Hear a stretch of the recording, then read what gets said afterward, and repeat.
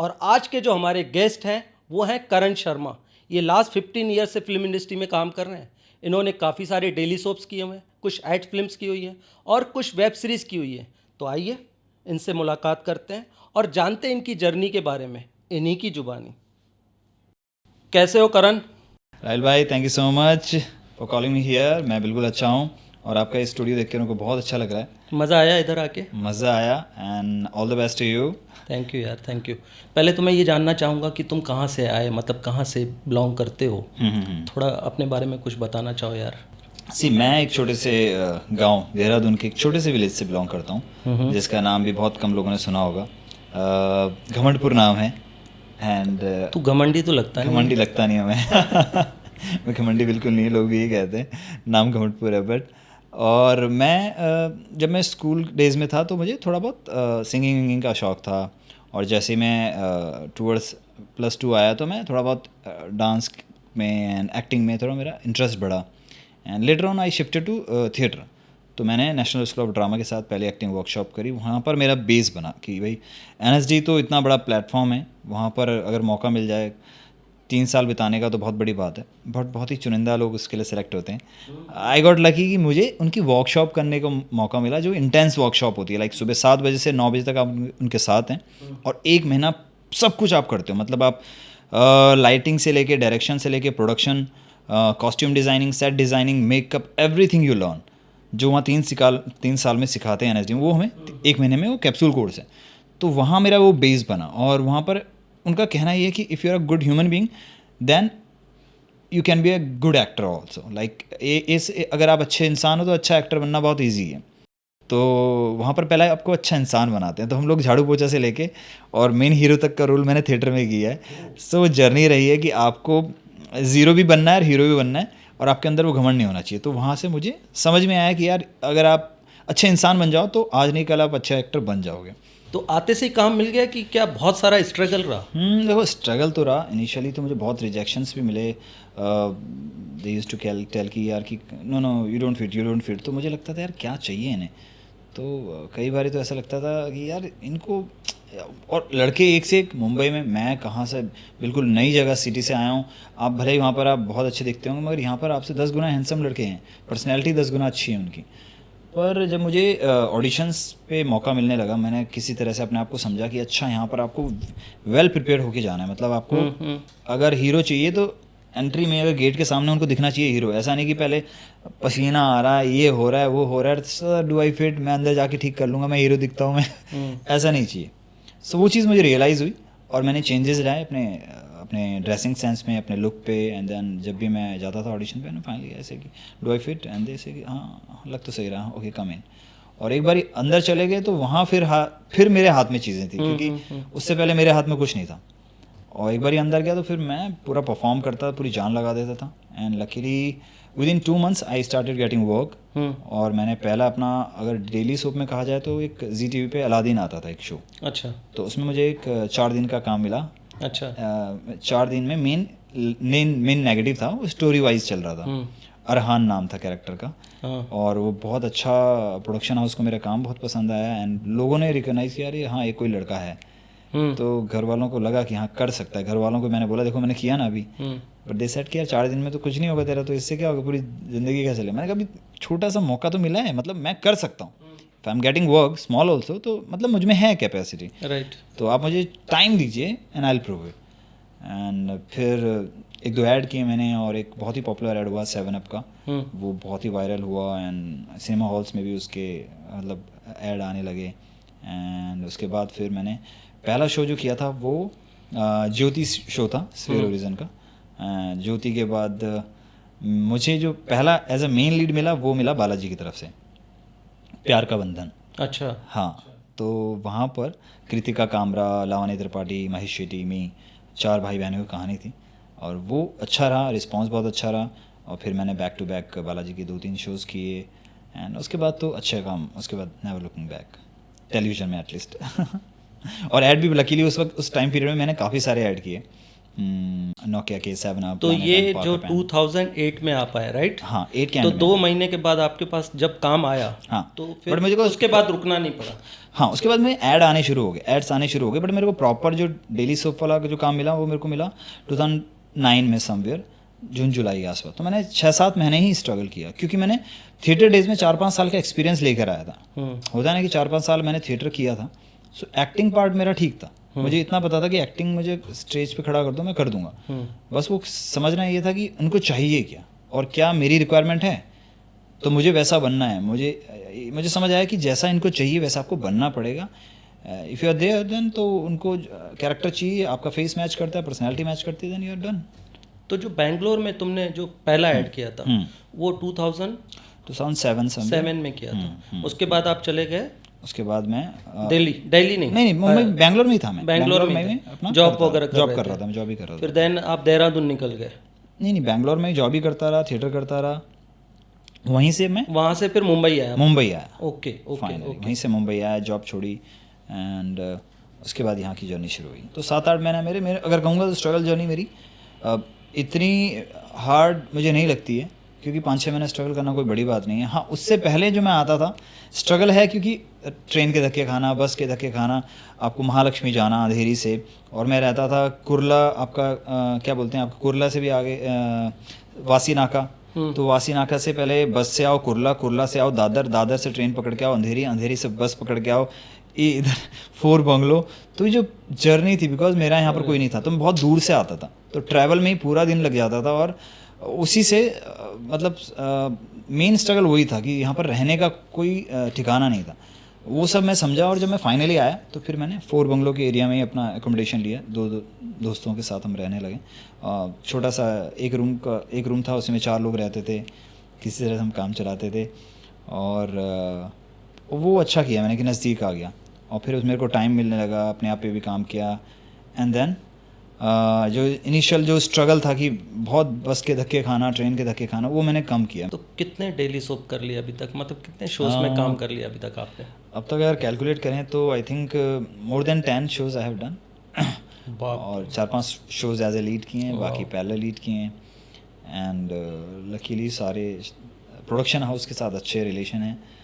They keep calling में कि यार करनी ये कैरेक्टर है, वो कैरेक्टर है।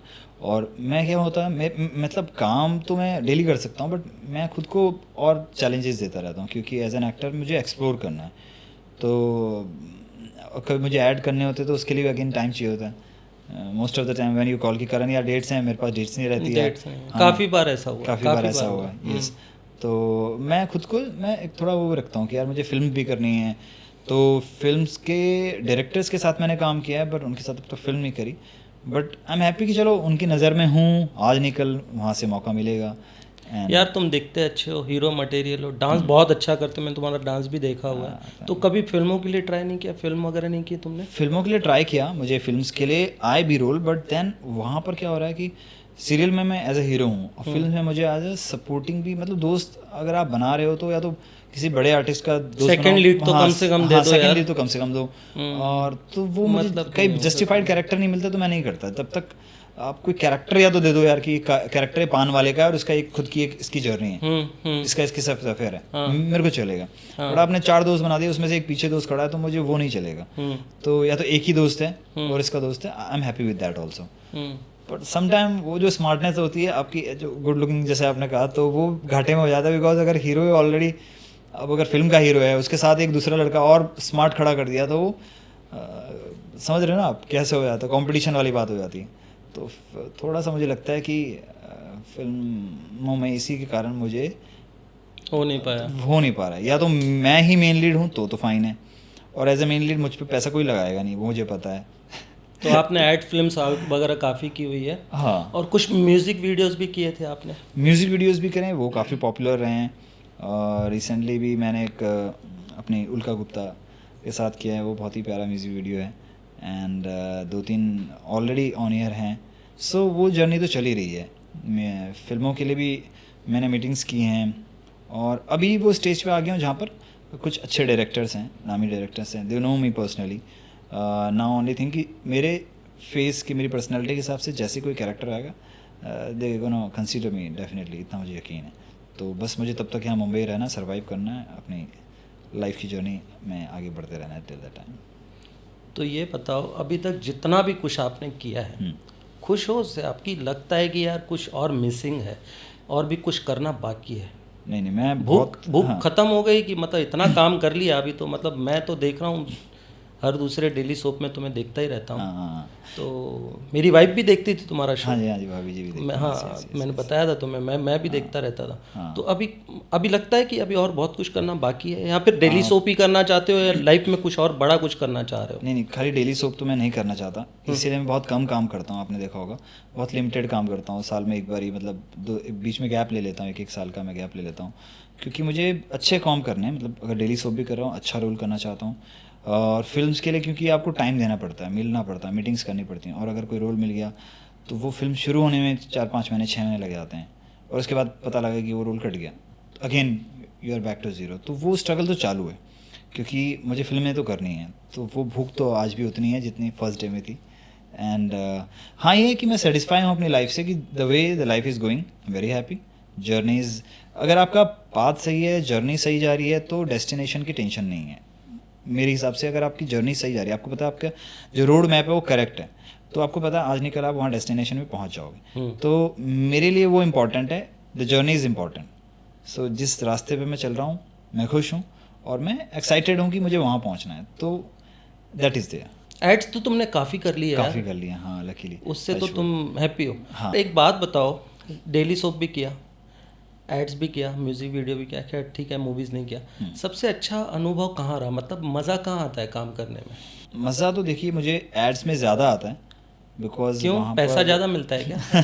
पैसा भी ज़्यादा मिलता है, और एक जो फिल्म कैमरा होता है ना, उस पर देखने का मज़ा ही अलग है। मतलब खुद को लगता है हाँ ये हीरो सोलो दिखते हो आप। सोलो दिखते हो आप, और लाइटिंग, डायरेक्शन और उनका काम करने का पैटर्न बहुत ही अलग होता है। मतलब उसमें रियलाइज़ होता है कि हाँ ये है भाई जो आप करने आए हो। Daily soap is good, but again वहाँ पर अभी इतना वो थोड़ा सा डेली सोप वर्क पैटर्न थोड़ा सा मुझे लगता है कि गड़बड़ हो गया है, क्योंकि बहुत सारे प्रोडक्शन हाउस आ गए हैं, बहुत सारे चैनल्स आ गए हैं, तो वो क्रॉस कटिंग के चक्कर में उन्होंने बहुत सारी चीज़ों पे कॉम्प्रोमाइज़ करने लग गए हैं।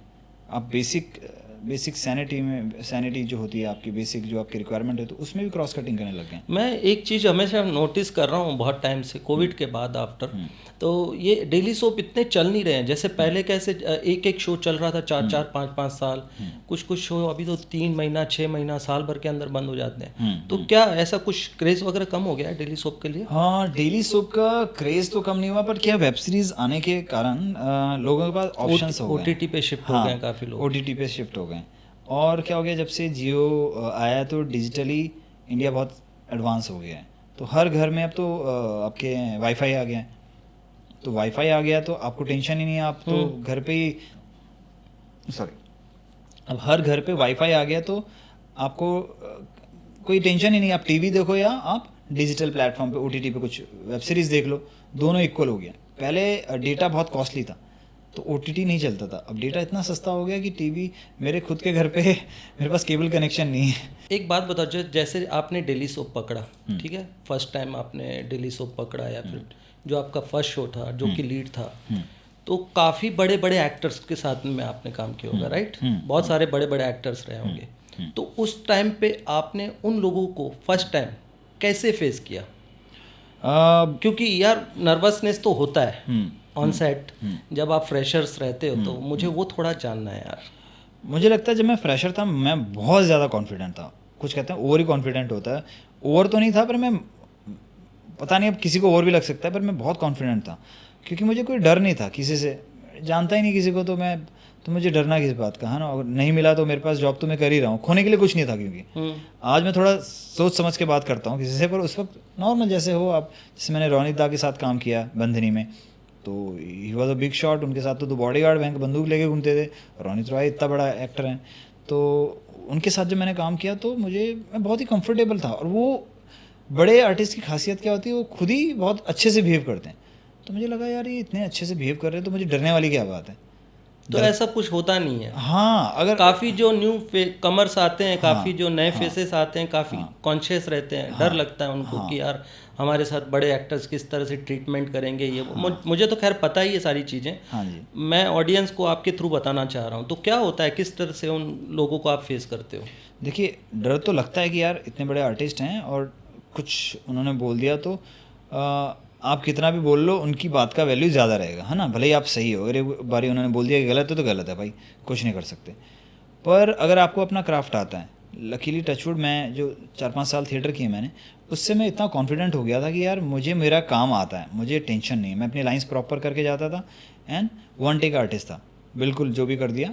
आज भले मैं 10 टेक रीटेक करता हूँ पर उस वक्त वन टेक आर्टिस्ट था। आज क्योंकि मुझे पता लग गया कि यार रीटेक ले सकते हैं, बेटर कर सकता हूँ, इससे और बेटर कर सकता हूँ। तब मेरा था यार, तब मेरा टारगेट होता था एक बारी में बस प्रॉपर लाइन बोल दो और बोल दो, बस अच्छा हुआ बुरा हुआ डायरेक्टर के ऊपर छोड़ देता हूँ। पर आज मेरा होता है, मुझे खुद से फील होता है कि यार सर मैं यहाँ पर बेटर कर सकता हूँ, तो मैं रुक जाता हूँ। कई बार मेरा को आर्टिस्ट बोलता है अरे करण रुकी हुई, सही तो जा रहा था। नहीं, मैंने कहा लाइन तो सही जा रही थी पर फील मेरा अंदर से कनेक्ट टूट रहा था, तो वो मुझे फील हो रहा है और वो ऑडियंस को भी फील हो जाएगा, वो मैं नहीं चाहता। राइट। तो मैं रोक देता हूँ। और आजकल डिजिटल हो गया तो हार्डली 1 मिनट एक्स्ट्रा लगेगा, बट 1 मिनट में अगर आपकी परफॉर्मेंस 10 गुना ज़्यादा अच्छी हो सकती है, you should stop and give that retake. तो इस चीज़ का मैं प्रेजेंट टाइम में फ़ायदा उठाता हूँ। बट जब आप नए नए आते हैं तो आपको उस वक्त क्या होता है कि सब लोग यही देखते हैं कि कितना टेक ले रहा है, कितना मतलब होता है ना, सबकी नज़र आप पे रहती है, डायरेक्टर की भी, आर्टिस्ट की भी, प्रोडक्शन हाउस की भी। कम से कम 25-30 लोग वहाँ पर देख रहे होते हैं कि यार अगर वो रिटेक ले रहा है, अरे यार ये कैसा है, कितना रिटेक ले रहा है। आज मेरे को कोई कुछ नहीं बोलता, कोई उस नज़र से भी नहीं देखता, पर शुरुआत में देखते थे। तो ये बताओ यार, मेरे को मेरी ऑडियंस के लिए जानना चाह रहा था ये मैं कि यार रियल में जैसे ऑन कैमरा और थिएटर, इसमें क्या डिफरेंस है? रियल में जो न्यू बच्चे आ रहे हैं उनके लिए ये चीज़ें समझना ज़रूरी है, उनके लिए मैं जानना चाह रहा हूँ, कुछ उनके लिए बता दो। देखिए अगर आप, मेरा मानना तो ये है कि अगर आप सिर्फ टीवी करना चाहते हैं तो आपको एग्जैक्ट थिएटर ज़्यादा थिएटर करने की ज़रूरत नहीं है। टीवी या फिल्म करना चाहते हैं, theatre initial days to overcome your fear you can go, और एक स्टेज फेयर होता है वो हटाने के लिए आप जा सकते हो। पर आप ज़्यादा थिएटर करोगे तो लाउड थोड़ा होने के चांसेस हैं कि आप बहुत लाउड करने लग जाओ एक्टिंग, वो ज़रूरी नहीं है। आपको फिल्मों में काम करना है, टीवी सीरियल में काम करना है, तो आपको कैमरा एक्टिंग आनी चाहिए। हाँ, कैमरे के साथ कैसे आपको प्ले करना है, आप जब कैमरे से बात करते हो तो आप कैसे देखते हो, आप अगर एक्सप्रेशन ऐसे देते हो तो उसका क्या रिएक्शन होता है, ऐसे देखते हो तो उसका क्या रिएक्शन होता है, वो क्या इंडिकेट कर रहा है, उसकी आपको नॉलेज होनी चाहिए। और वो आजकल तो सबके पास फ़ोन हो गए हैं, उसमें इतने अच्छे कैमरास हैं, तो आप घर पे प्रैक्टिस कर सकते हो कि मैं अगर ऐसा रिएक्शन, एक लुक यहाँ से ऐसे दूंगा तो क्या इंडिकेट हो रहा है इससे, क्या अगर मैं घूर रहा हूँ किसी को तो ऐसे घूरूँ क्या, मिरर के आगे, मिरर नहीं, कैमरे के आगे, कैमरे के आगे, फ़ोन में लगा लो, फ़ोन में लगा 3-4 रिएक्शन अपने देखो। ओके। हाँ, क्या मैं घूरना है तो ऐसे घूरना है क्या मेरे को, या खाली ऐसे एक बार देख लिया ऐसे सटल वे में और उतने में डर जाएगा क्या। तो आप कितनी इंटेंसिटी आप अपने आंखों से प्रोजेक्ट कर सकते हो, ये कैमरा एक्टिंग है। और थिएटर में होता है लाउड, ऐसा करके, मतलब आपको बॉडी लैंग्वेज भी दिखानी पड़ती है कि यार अगर गुस्सा हो तो बॉडी से भी पूरा गुस्सा दिखाना पड़ेगा। फिल्म और सीरियल्स में आपको फिल्मों में और सटल होता है, सीरियल में थोड़ा सा लाउड चाहिए होता है, बिकॉज थोड़ा सा कर सकते हो आप सीरियल में, बट फिल्मों में बहुत ही सटल, बिकॉज बहुत बड़ी स्क्रीन है, बिग स्क्रीन है, तो इतना सा भी करो वो बहुत दिखता है। सीरियल में बिकॉज स्मॉल स्क्रीन है, टीवी इतना ही बड़ा होता है, इतना बड़ा होता है ज़्यादा, तो आप थोड़ा लाउड करने के चांसेस हैं, कर सकते हो आप। फिल्मों में बहुत ही सटल, इसलिए बोलते हैं बिल्कुल सटल एक्टिंग चाहिए। तो ये डिफरेंस मुझे समझ आया कि मैंने कहा यार फिल्म कर रहा हूँ तो कुछ भी आप कुछ करो ही मत, फ्लैट फेस, बस बात कर रहे हो ऐसी, आपका फेस बिल्कुल फ्लैट है, कोई एक्सप्रेशन नहीं चाहिए। सीरियल में थोड़ा देने पड़ेंगे, ओ हाँ अच्छा ऐसा है वो, क्योंकि वो ऑडियंस वो छोटा है थोड़ा सा, उसमें थोड़ा सा कर सकते हो। थिएटर में अगेन आपको कि ऑडियंस आप बहुत दूर खड़े हो तो थोड़ा लाउड करना पड़ेगा, बिकॉज लाइव देख रही है, और पीछे वाले को नहीं तो आपके एक्सप्रेशन दिखेंगे नहीं, हैंड मूवमेंट और जेस्चर और वॉइस से ही आप प्रोजेक्ट कर सकते हो। तो ये 3 डिफरेंस है, लाइक फिल्मों में, सीरियल में और थिएटर में। 3 अलग अलग मीडियम है, तीनों में अलग अलग एक्टिंग होती है। और एक और जगह है जहाँ ऐड है, वहाँ भी एक अलग एक्टिंग चाहिए मुझे लगता है। 4 मीडियम में डिफरेंट एक्टिंग, आपको डिफरेंट तरीके से परफॉर्म करना आना चाहिए। तो ये बताओ यार, ये जो NSD में जो आप सीख के वर्कशॉप ली थी आप, राइट, कितने टाइम के लिए लिया था? 1 महीने की थी, और लाइक 1 महीने में मतलब अब लगा लिए 1 घंटे में हमने ऑलमोस्ट 1 महीने में इतना पा लिया, तो उनको लगता है कि बहुत कुछ दे दिया उन्होंने। बहुत कुछ दिया है उन्होंने। कहा था करण अगर यही चीज़ आप बस घर में प्रैक्टिस करो, यही चीज़ हम 3 साल में सिखाते हैं, यही चीज़ आपको घर में प्रैक्टिस करो। एक मिनट रोकना चाहूँगा, एक मिनट। हाँ, हाँ। मैं ये पूछना चाह रहा हूँ, जैसे कि जो न्यू कमर्स हैं हमारे, जो बच्चे हैं, काफ़ी लोगों को वहाँ एडमिशन नहीं होता है, कुछ एजुकेशन मांगते हैं, कुछ सिलेक्शन किए होने होता चाहिए, है, yes, कुछ लॉटरी process सिस्टम होता है। प्रोसेस टाइप हाँ, होता है कि हाँ। इसका होगा उसका नहीं होगा। मुझे ज़्यादा आइडिया नहीं है उसके बारे में, तो मैं सिर्फ अपने नॉलेज के लिए, अपनी ऑडियंस के नॉलेज के लिए पूछना चाह रहा हूँ। तो ये 1 मंथ का जो वर्कशॉप होता है, कोई भी कर सकता है? इस वर्कशॉप को कोई भी कर सकता है, और एनएसडी क्या करती है, अलग अलग जगह जाती हैं, बैंक मीन्स रीजनल प्लेसेस में जाती हैं, क्योंकि उनका एक थिएटर का एक पैटर्न है कि वो पूरे मतलब भारत में जितने भी प्लेसेस हैं उनका वहाँ पर जो कल्चर है, वहाँ के जो आर्ट है उसको और एनहेंस करे, तो वो अलग अलग जगह पे वर्कशॉप्स कराती हैं। अच्छा। तो हाँ जी, आपकी मुंबई में भी होती होंगी, आप अगर आसाम में भी होती हैं, गुजरात में भी होती हैं, तो बस आपको नज़र रखनी है कि वहाँ के जो रीजनल एनएसडी के सेंटर्स हैं उनसे कनेक्ट रहना है कि सर कब यहाँ की वर्कशॉप्स हो रही हैं, हाँ। हमें बताना प्लीज़। और आप अगर कर लो तो वो 1 महीने की इंटेंस वर्कशॉप इतनी अच्छी, इतनी प्यारी है, क्योंकि आपको सब कुछ सिखाया जाता है। अच्छा। मतलब आपको सेट डिज़ाइनिंग भी सिखाया जा रहा है, आपको प्रोडक्शन कैसे होता है वो सिखाया जा रहा है, डायरेक्शन कैसे होता है वो सिखाया जा रहा है, आपको मतलब चाय बनानी भी सीखनी है तो झाड़ू पोछा भी सीखना है, और आपको अपना परफॉर्मेंस भी देना है। और देन हमने प्ले भी किया, 15 दिन प्ले की प्रैक्टिस होती है, देन फाइनल में प्ले किया जाता है, जो आपका प्ले होता है। तो वो 1 महीना की जो जर्नी है वो बहुत ही ब्यूटीफुल है, और वहाँ से as an actor, as a human आप बहुत ग्रूम हो जाओगे। अगर मौका मिले तो आपको करना चाहिए। करण, एक बात बताओ, कभी लाइफ में रोए हो, कभी डिप्रेस हुए हो? क्योंकि सफलता तो तुम्हारी लाइफ में हमेशा रही, पैसा तो तुमने खूब कमाया, कुछ ऐसा भी टाइम रहा होगा लाइफ में जब तुमने मुश्किलों का सामना किया होगा, तो कोई तो अनुभव रहा होगा लाइफ का कि यार जब डिप्रेस हुए होंगे, तो कुछ अगर बताना चाहो तो, ये पर्सनल सवाल है, अगर आप बताना चाहें तो प्लीज़। हाँ देखिए, मुझे लगता है लाइफ जितना भी मैंने लाइफ जी है, इस एक्सपीरियंस से एक चीज़ तो मुझे समझ आई है कि लाइफ ऐसे जो आप देखते हैं ना, ईसीजी का जो चलता है ऐसे अप एंड डाउन, वही है। तो अब जाती है फिर नीचे आती है, फिर अब जाती है फिर नीचे आती है। और पैसा कमाना इज़ अ डिफरेंट थिंग, और एक अच्छी लाइफ जीना इज़ अ डिफरेंट थिंग, क्योंकि पैसा कमाया जा सकता है मेहनत करके, जो भी है आप XYZ। मेरी लाइफ में भी ऐसा फेज़ आया जहाँ पर मैं बहुत ज़्यादा डिप्रेस्ड हो गया था, सैड हो गया था, लाइफ से समझ ही नहीं आ रहा था लाइफ में क्या हो रहा है, क्यों हो रहा है। एंड मुझे लगता है कि वो टाइम ने मुझे बहुत कुछ सिखाया है, और उसके बाद मैं जब वहाँ से बाहर निकला हूँ तो मैं बहुत स्ट्रॉन्ग बाहर निकला हूँ। और बस ये है कि जब भी आप पे, मेरा ये मानना है कि जब भी ऐसा कोई सिचुएशन आए तो आपको माइंड में बस ये थॉट याद रखना है कि समय जो है वो हमेशा एक जैसा नहीं रहता है, जैसा हमने सुना है, और वो सही सुना है, क्योंकि life changes, time changes.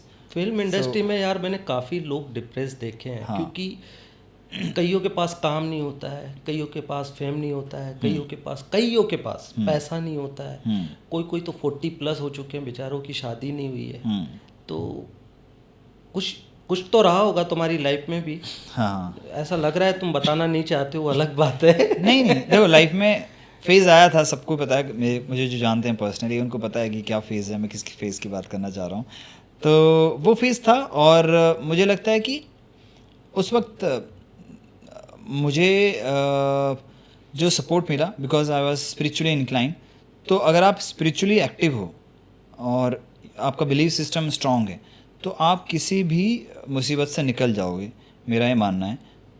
So life में जिस भी आप पाथ पे हो, चाहे वो एक्टिंग में हो या किसी नॉर्मल लाइफ फील्ड में हो, काम के साथ साथ थोड़ा भगवान से कनेक्शन बना के रखो, क्योंकि इंसान जहाँ पर फेल हो जाता है, भगवान कभी फेल नहीं होते। So believe on God and keep moving. बुरा भी हो रहा है तो ये याद रखो कि ये भी अभी एक समय है, ये निकल जाएगा। बस आपको पेशेंसली ऊपर वाले पे भरोसा रखना है और अपना कर्म सही करना है। If you are doing right तो आपके साथ अच्छा ही होगा। आज थोड़ा लेट हो रहा है, बट उसका भी कोई रीज़न है। हो सकता है आपको एक सीख सिखाने के लिए भगवान ने ऐसा किया है। तो आप ऐसा जो आपको लेसन जो मिल रहा है, वो आप जितना जल्दी सीख लो, उतना जल्दी आप उससे आउट हो जाओगे। तो अगर आपको ऐसा कोई फेज़ आ रहा है जहाँ पर आपके पास कुछ नहीं है, आपको लग रहा है यार सब कुछ छीन गया है, but if you are healthy, जो कहते हैं ना, अगर आप शरीर से हेल्दी हो, 2 वक्त की रोटी मिल रही है, खाना मिल रहा है, 2 पैसे हैं जेब में अभी भी, ऐसा नहीं कि बिल्कुल ही वो हो गए हो, फ़कीर हो गए हो, या आपकी फैमिली है who is supporting you, it means God is with you, he is there, he is helping you somewhere. You just need to understand कि भाई सबसे इंपॉर्टेंट चीज़ हेल्थ होती है, उससे ज़्यादा इंपॉर्टेंट कुछ नहीं होता।